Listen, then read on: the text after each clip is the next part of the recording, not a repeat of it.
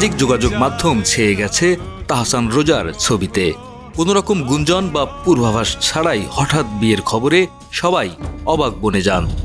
অবশ্য ভক্তরা রোজা আহমেদকে তাহসানের চাঁদের আলো বানিয়েই ছবির ক্যাপশন দিচ্ছেন। অনেকেই লিখছেন, অবশেষে চাঁদের আলো খুঁজে পেলেন তাহসান। তাহসানের বিয়ের খবরে সবার প্রশ্ন, কে এই রোজা?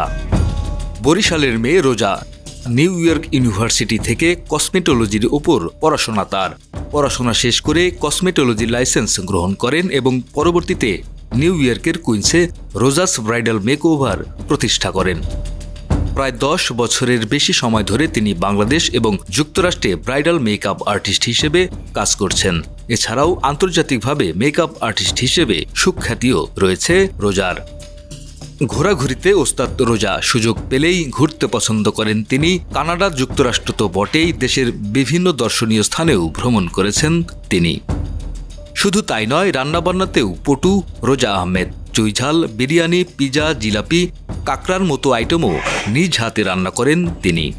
প্রায় 18 বছর আগে 2006 সালের 7 আগস্ট বিবাহবন্ধনে আবদ্ধ হন তাহসান খান ও অভিনেত্রী মিথিলা। এরপর 2013 সালের 30 জুলাই তারা কন্যা সন্তানের মা বাবা হন। পরে 2017 সালের 4 অক্টোবর বিচ্ছেদের ঘোষণা দেন তাহসান। সাবেক এই দম্পতির বিচ্ছেদের বিষয়টি তাদের অনেক ভক্ত সহজভাবে মেনে নিতে পারেননি। পরে মিথিলা ভারতের চলচ্চিত্র নির্মাতা সৃজিতকে বিয়ে করেন। ডেস্ক রিপোর্ট, আমাদের সময়।